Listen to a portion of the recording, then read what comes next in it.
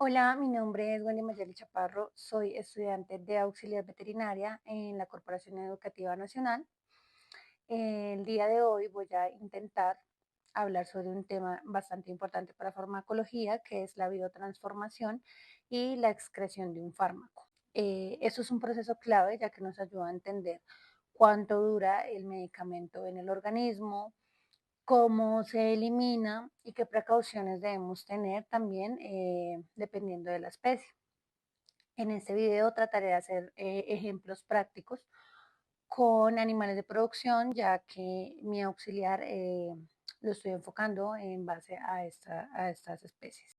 Cuando administramos un fármaco a un animal, por ejemplo una vaca lechera, este no permanece de forma indefinida en el cuerpo o en el organismo. El organismo lo que hace es que cuando ingresa el fármaco, este activa unos procesos bioquímicos y empieza a hacer una metabolización de estos fármacos hasta finalmente excretarlos, ya que esto lo que hace es que garantiza que el fármaco o el medicamento haga su función terapéutica sin acumularse hasta llegar a niveles tóxicos. Entonces, la biotransformación es un conjunto de reacciones enzimáticas que lo que hacen es convertir un fármaco liposoluble a moléculas hidrosolubles, las cuales son más fáciles de eliminar.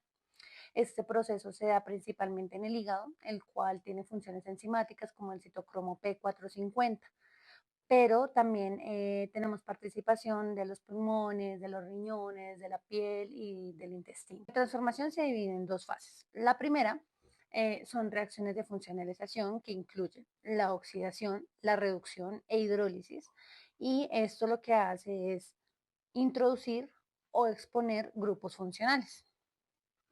Es como preparar la molécula para que pueda sufrir reacciones. En la fase 2 vamos a tener una reacción de conjugación. En esta fase el fármaco se une a una molécula endógena como el ácido glucurónico, el acetato, el sulfato o la glicina. Esto aumenta su solubilidad en agua y facilita. Entonces, en la biotransformación también encontramos varios factores que influyen.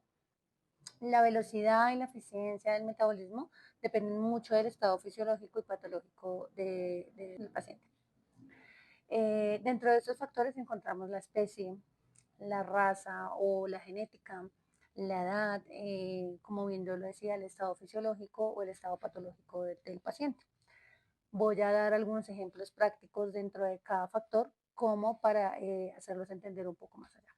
Dentro de estos factores que influyen dentro de la biotransformación, voy a dar algunos ejemplos prácticos para entenderlos un poco más.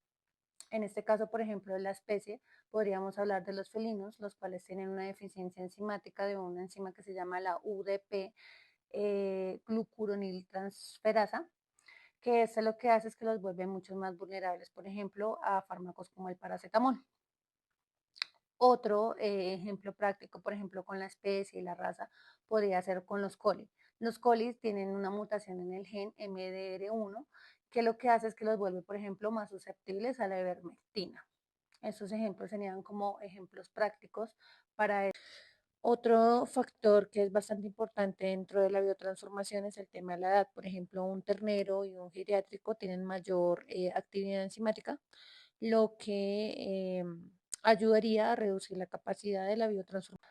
Otro del cual podríamos estar dando ejemplo es el tema fisiológico. Por ejemplo, si tenemos una mamita en estado de lactancia o en estado de embarazo, ella lo que va a hacer es que va a transformar esta farmacocinética y esto va incluido pues con el metabolismo y la excreción del fármaco. Ya por último y no menos importante está el tema patológico. Por ejemplo, cuando tenemos una enfermedad hepática, esto lo que hace es que compromete el metabolismo y podría llegar a aumentarnos el riesgo de toxicidad.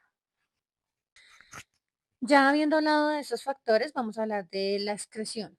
Entonces, una vez metabolizado el fármaco, el organismo debe hacer la eliminación de este.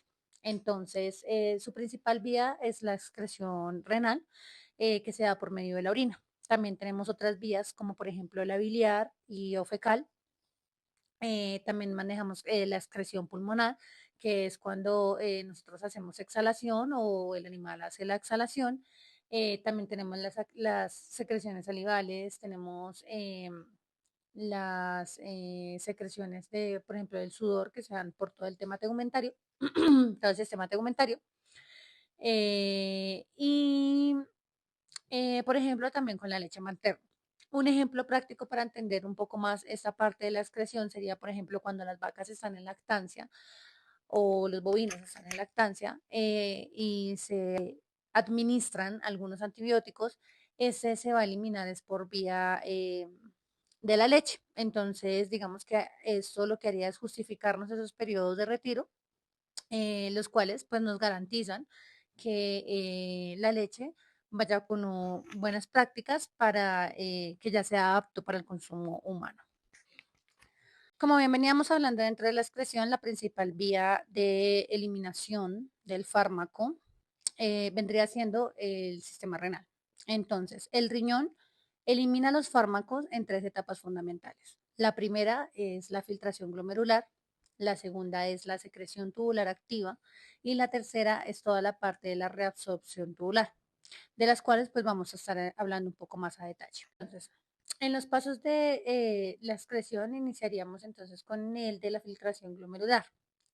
Aquí es donde todo empieza en el glomérulo, que el glomérulo entiéndase como si fuera el filtro microscópico del riñón, en donde lo que ocurre es un paso pasivo de todas estas moléculas pequeñas del fármaco que no están unidas a proteínas plasmáticas que atraviesan esta membrana y pasan por el filtro glomerular. Entiéndase como si fuese una orina inicial, como para entenderlo un poco más. Es decir, que fármacos, por ejemplo, que están muy unidos a proteínas como, no sé, como la albumina, no logran cruzar este filtro o esta barrerita.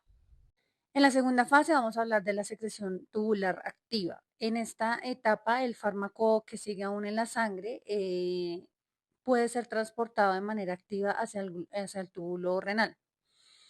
Esto ocurre gracias a unos transportadores específicos, transportadores, por ejemplo, como ácidos orgánicos o transportadores a bases orgánicas. Este proceso activo se da sobre todo en el riñón, en donde se gasta energía para empujar el fármaco o el medicamento hacia la orina. Aquí estaríamos hablando como que el cuerpo asegura que ciertas sustancias salgan sí o sí, incluso si no se filtraron mucho. Y bueno, ya por último vamos a hablar de la funcionalidad de la reabsorción tubular. Ahora que ya el fármaco ingresó al túbulo, este puede volver a la sangre solo si cumple ciertas condiciones en específico.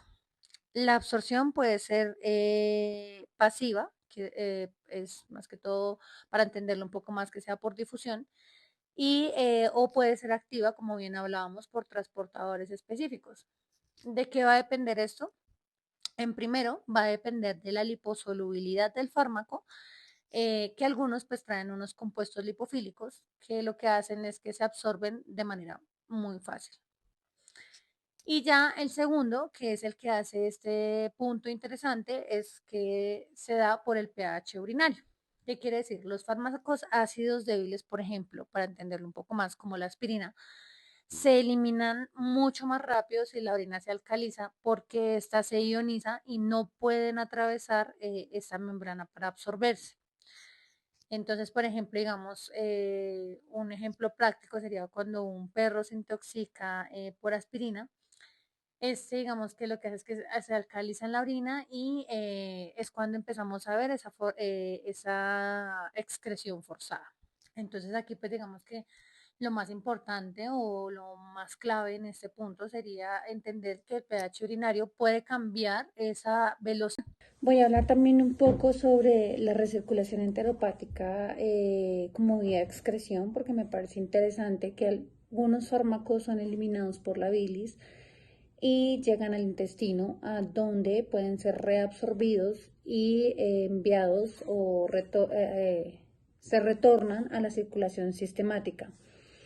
Este fenómeno tiene el nombre de recirculación enteropática, ya que lo que hace es prolongar la vida y el efecto del fármaco. Entonces me parece importante también conocerlo dentro de todas las vías de excreción que tenemos.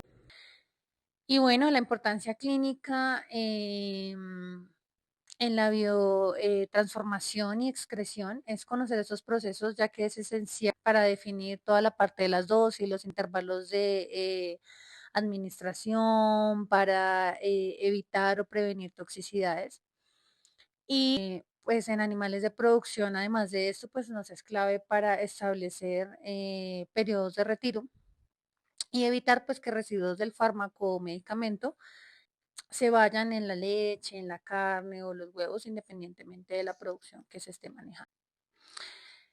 En resumen, la biotransformación es el conjunto de reacciones enzimáticas que convierten un fármaco liposoluble en metabolitos hidrosolubles, y la excreción es ese proceso de eliminación final de dicho fármaco, bien sea a través de los riñones, bilis, pulmones u otras vías excretoras.